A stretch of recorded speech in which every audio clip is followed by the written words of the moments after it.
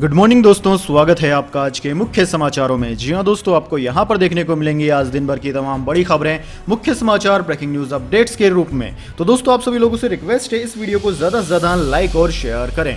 तो दोस्तों, सीधे चलते हैं आज की पहली बड़ी खबर की ओर। एलपीजी सिलेंडर के दाम फिर बढ़े। कमर्शियल गैस सिलेंडर 102 रुपए महंगा हुआ। दिल्ली में अब कीमत 2355 रुपए पर पहुंची। जी हां दोस्तों, महीने के पहले दिन यानी कि 1 मई को 19 किलो वाले कमर्शियल एलपीजी सिलेंडर की कीमत 102 रुपए महंगी हो गई है। राजधानी दिल्ली में अब नए सिलेंडर की कीमत 2355 रुपए है। हालांकि दोस्तों, घरेलू सिलेंडरों की कीमतों में कोई इजाफा नहीं हुआ है।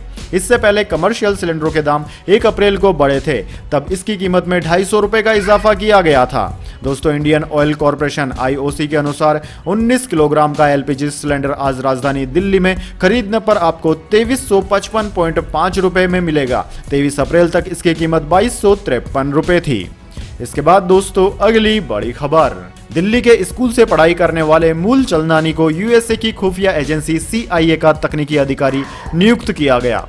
जी हां दोस्तों, भारतीय मूल के नंद मूलचंदानी को संयुक्त राज्य अमेरिका की खुफिया एजेंसी सीआईए का पहला प्रमुख प्रौद्योगिकी अधिकारी नियुक्त किया गया है। मूलचंदानी को मिले इस पद की घोषणा एजेंसी के निदेशक विलियम जे बर्न्स ने एक ब्लॉग पोस्ट में की थी। उन्होंने अपने इस पोस्ट को सोशल मीडिया पर भी शेयर किया था। मूलचंदानी ने दिल्ली के स्कूल में अपनी पढ़ाई की थी। दोस्तों, सीआईए की तरफ से जारी किए गए बयान के अनुसार नंद मूलचंदानी को सिलिकॉन वैली के साथ साथ रक्षा विभाग में काम करने का 25 साल से अधिक वर्षों का अनुभव है। बंस ने कहा कि हमने उनसे प्रौद्योगिकी पर ध्यान केंद्रित करने को कहा है। उन्होंने कहा कि हमें बेहद खुशी है कि इस क्षेत्र में नंद हमारी टीम का हिस्सा है, क्योंकि वे बहुत सारे अनुभव के साथ आए हैं।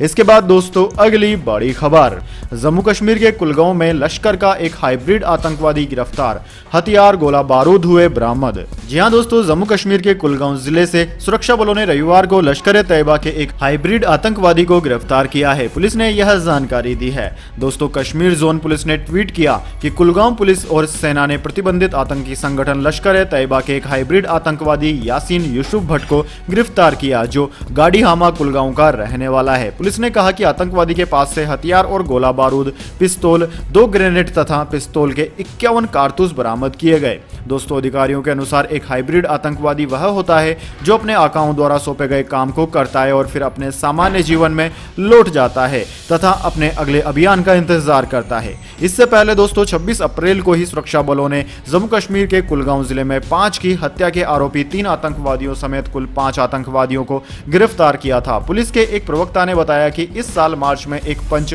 मोहम्मद याकूब डार की हत्या के मामले में शामिल 3 आतंकवादियों को गिरफ्तार करके प्रतिबंधित संगठन हिजबुल मुजाहिदीन के एक आतंकवादी मॉड्यूल का भांडाफोड़ किया गया था। इसके बाद दोस्तों, अगली बड़ी खबर।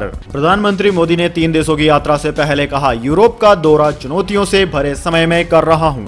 जी हां दोस्तों, प्रधानमंत्री नरेंद्र मोदी ने जर्मनी, डेनमार्क और फ्रांस की अपनी यात्रा से पहले रविवार को कहा कि उनका यूरोप का दौरा ऐसे समय में हो रहा है जब यह क्षेत्र कई चुनौतियों एवं विकल्पों का सामना कर रहा है तथा वह भारत के यूरोपीय साझेदारों के साथ सहयोग की भावना को मजबूत करना चाहते हैं। उन्होंने कहा कि शांति और समृद्धि की भारत की चाह में यूरोपीय साझेदार प्रमुख साथी है। प्रधानमंत्री मोदी ने एक बयान में कहा कि वह जर्मन चांसलर ओलाफ शॉल्ज के निमंत्रण पर 2 मई को बर्लिन पहुंचेंगे। मोदी ने एक बयान में कहा कि वह जर्मन चांसलर के निमंत्रण पर 2 मई को बर्लिन का दौरा करेंगे और इसके बाद 3-4 मई को डेनमार्क की अपनी समकक्ष मेटे फ्रेडरिक्सन के निमंत्रण पर द्विपक्षीय वार्ता में शामिल होने के लिए कोपेनहेगन की यात्रा करेंगे तथा द्वितीय भारत नार्डिक शिखर सम्मेलन में भाग भी लेंगे।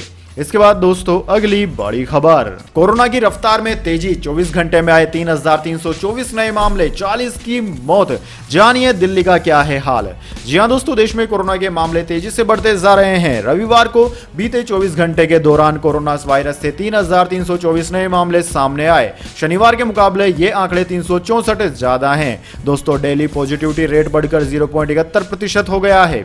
केंद्रीय स्वास्थ्य मंत्रालय की तरफ से रविवार को अपडेट किए गए आंकड़ों के अनुसार 24 घंटे के अंदर 2,876 संक्रमित लोग ठीक भी हुए हैं। इसे लेकर भारत में कोविड-19 मामलों की कुल संख्या बढ़कर अब 4,25,36,253 हो गई है। दोस्तों, पिछले 24 घंटे में कोविड-19 के इन नए मामलों के साथ देश में एक्टिव केस लोड बढ़कर 19,092 हो गया है।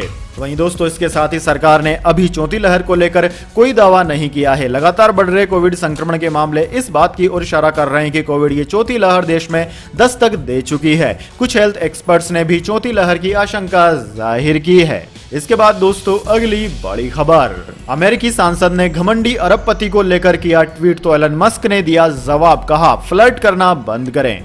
जी हां दोस्तों, टेस्ला के सीईओ और अरबपति एलन मस्क ने जब से ट्विटर में बड़ी हिस्सेदारी खरीदी है तब से वे काफी चर्चा में हैं। अब अगर किसी को भी कोई दिक्कत हो रही है तो ट्विटर पर एलन मस्क से शिकायत कर कंपनी को खरीदने की मांग कर रहा है।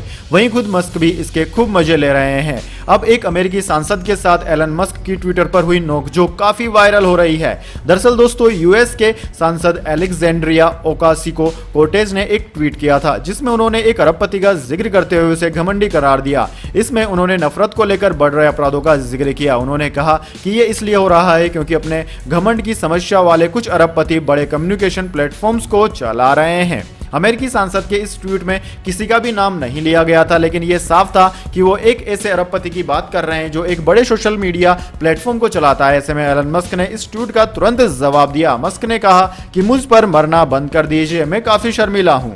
इसके बाद दोस्तों अगली बड़ी खबर, लू से राहत, कल से दिल्ली और उत्तर पश्चिम इलाकों में गर्म हवा के कम होने के हैं आसार, इंडियन मेट्रोलॉजी डिपार्टमेंट ने दिया इशारा। जी हां दोस्तों, भारतीय मौसम विज्ञान विभाग यानी कि इंडियन मेट्रोलॉजी डिपार्टमेंट ने अनुमान जताया है कि राष्ट्रीय राजधानी दिल्ली समेत कई इलाकों में सोमवार से लू से राहत मिल सकती है। इंडियन मेट्रोलॉजी डिपार्टमेंट ने कहा कि उत्तर पश्चिम इलाकों में गर्म हवा के कम होने के आसार हैं। इससे कई इलाकों में तापमान 3 से 4 डिग्री तक गिर सकता है।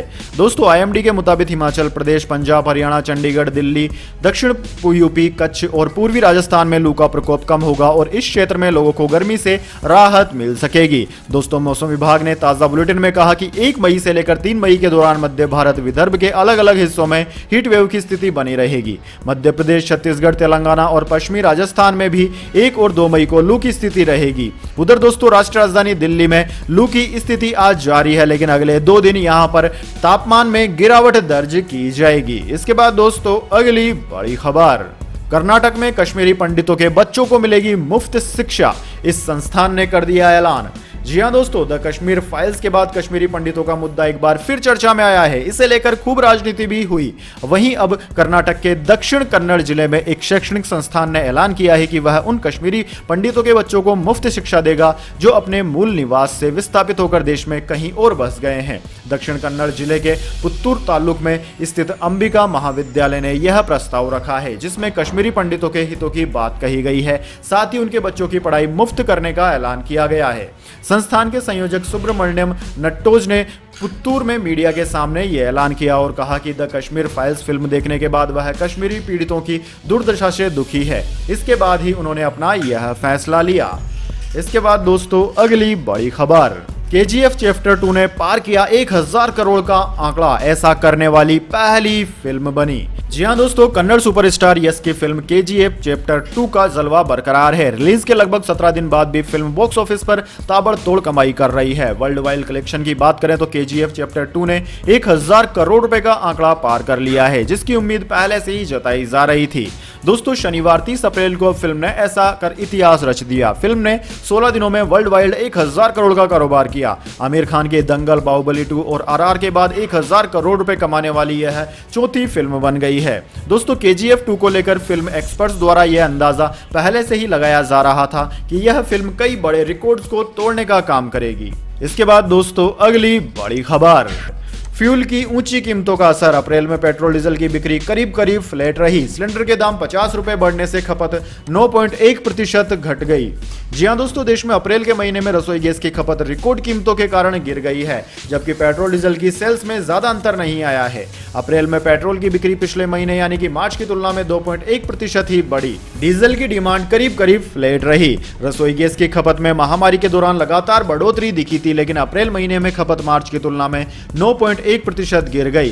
प्रीलिमिनरी इंडस्ट्री डेटा से यह जानकारी आई है। दोस्तों, तेल कंपनियों ने कच्चे तेल की लगातार बढ़ती कीमतों को देखते हुए 137 दिन बाद मार्च में दाम बढ़ोतरी की थी। 22 मार्च से 6 अप्रैल के बीच पेट्रोल और डीजल की कीमतों में 10 रुपए प्रति लीटर की बढ़ोतरी हुई थी। फ्यूल प्राइस को डीरेगुलेट करने के बाद 16 दिनों के दौरान यह हुई सबसे बड़ी बढ़ोतरी थी। वहीं 22 मार्च को रसोई गैस की कीमत 50 रुपए प्रति सिलेंडर बढ़ाकर 950 रुपए प्रति सिलेंडर कर दी गई थी।